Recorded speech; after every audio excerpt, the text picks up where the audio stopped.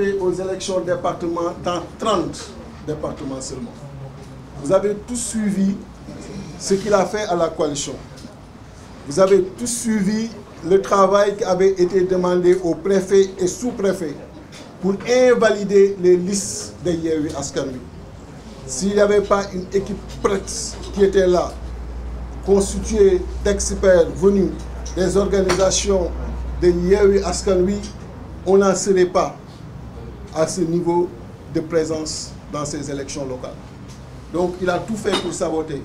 Et malgré ça, il n'a que 41%. Et on a gagné Keur Massar, Rufisque, Mbacké, Bignona, Oussouye, Ziguinchor, parmi les départements que nous avons gagnés. Et si vous suivez le cumul des suffrages de tous les départements où Yao a participé aux élections, ça monte à 1 979 969.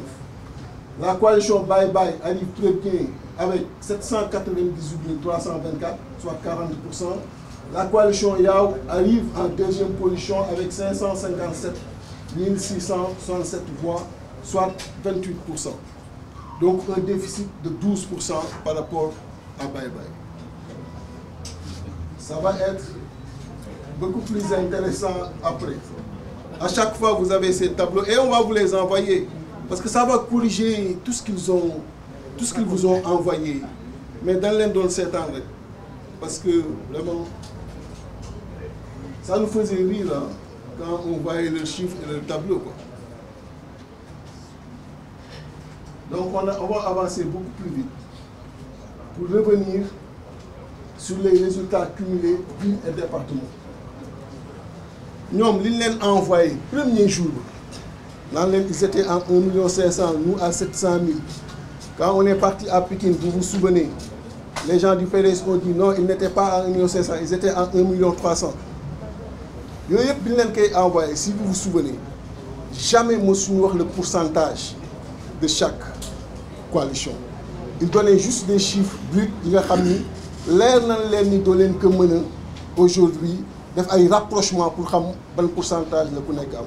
C'était le style de communication pour wane ni pour bañ a wane ni que daanu nañu à beaucoup moins de 50%. Et vous voyez que quand on fait ce cumul, voilà ce que j'avais annoncé au début. Ils en sont à 41%, là où nous sommes à 24,41%. Mais ce qu'il faut préciser, et c'est tout l'intérêt du tableau bi ci topp, calcul bi ñun bi ñu koy def danoo jël boole suffrage yi fi ñu nekk ak ñun fi ñu nekkul. C'est-à-dire que dans ce calcul où on a 24%, ñoom ñu am 41%. Sachez que calcul bi nga xam ni sur l'étendue du territoire national fi ñu nekk ak fi ñu nekkul. Mais vous allez voir après bi nga xam ni ñun ñoo fa nekkandoo là où on a compétit les 30 départements nga xam ni y avait leurs listes et nos listes, ils les ont pas éliminés. Vous allez voir ce que ça donne comme résultat et loolu mooy le véritable résultat des scrutins. Parce qu'ils nous ont éliminés quelque part et malgré ñu éliminer ñu quelque part comptabiliser seen ay voix ci foofu ñun foofu ñu am fa 0, malgré ça ils sont à 41%. Maintenant si on va arriver fi nga xam ni ñun ñëpp a fa demandoo ngeen gis ñaata lan fa am xam nga ni président Macky Sall bu ñu def tournée ci waxtu bi xam nga ni leer na ni que daanu na bu baax a baax et vous allez voir li may wax nii et on va directement à ce tableau-là.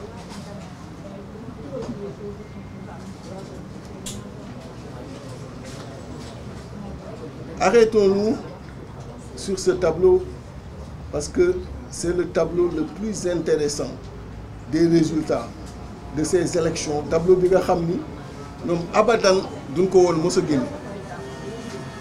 Il n'allait jamais sortir ce tableau. Parce que ce tableau, c'est le résultat département et ville où Yao a investi. C'est-à-dire que dans les 4 villes où nous avons investi et les 30 départements où nous avons investi, boo jëlee loolu score bi ñu fa am jël ñoom Benno Bokk Yaakaar dans ces mêmes villes et dans ces mêmes départements score bi ñu fa am il chute considérablement. Et c'est ça les véritables résultats des élections.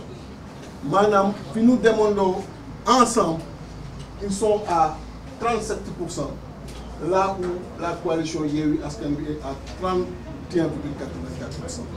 Voilà ce qu'il cachait depuis lors. Il nous a éliminés. Malgré qu'il ait tout son score, des fois il faut 0, il est à 41%, nous n'est à 25%. Pour ramener maintenant, les 30 départements et les 4 villes, voilà ce que ça devient. 31%, 31,84% pour Yao et 37,42% pour Yao.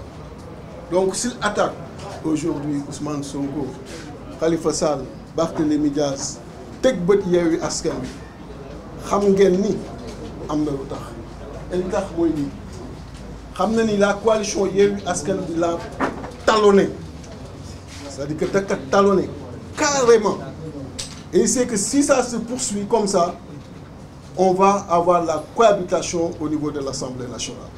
Et ce sont ces chiffres-là qui lui font peur. Nga xam ni mënoon nañ leen bàyyi fii ba abadan kenn du leen ko présenté.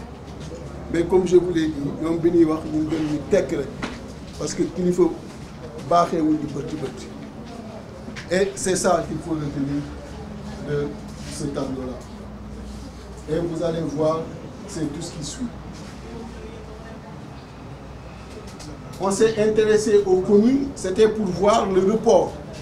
Est-ce que ceux qui se sont mobilisés pour aller voter une liste aux communes ont voté la même liste de la coalition dans le département, pour voir disparité. Est-ce qu'il y a eu une dispersion de voix? Parce qu'en termes d'analyse, c'est important. Est-ce qu'il y a un report dans les listes qui ont concerné l'élection? Nous avons Dakar, nous avons une commune, voter Yewwi Askan Wi, est-ce que tu vis Yewwi Askan Wi la nous voter? Ñi nga xam ne jógoon voter Benno Bokk Yaakaar ci commune, est-ce que ci ville ba moom la ñu voter? Donc moo tax ñu def le rapprochement entre le total des voix au niveau des communes avec le total des voix au niveau des départements. Pour voir est-ce que même pourcentage yi ngay am. Et l'autre enseignement, moi, effectivement, tu as pratiquement les mêmes proportions. C'est-à-dire que donc il y a peu de dispersion de voix. Et retenez ce qui suit. Donc vous avez toutes les répartitions. J'espère qu'en même temps vous êtes en train de voir les graphiques qui changent complètement la carte qu'on vous avait envoyée. Parce que je l'avais dit à Pékin.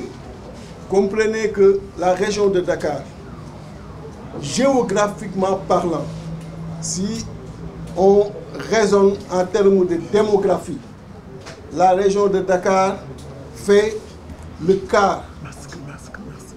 Non, si on raisonne en termes géographiques, donc superficie, la région de Dakar fait 0,3% de la superficie. Mais si on raisonne en termes d'électorat, la région de Dakar fait 26% de l'électorat. Et ça, il faut le retenir. Parce que moi, je sais que la carte du Sénégal, Dakar est bakkan.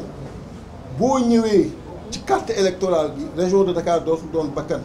Day doon kaaru carte bi. Et c'est ce qui déconstruit toute la carte que vous avez envoyée. Tout ce qu'il y avait sur la carte que vous avez envoyée. Mais ça, c'était également de manipulation. Et on va finir par les projections sur les... Vous voyez un peu ce que ça fait déjà. C'est différent de ce que vous avez reçu comme carte. Les pourcentages.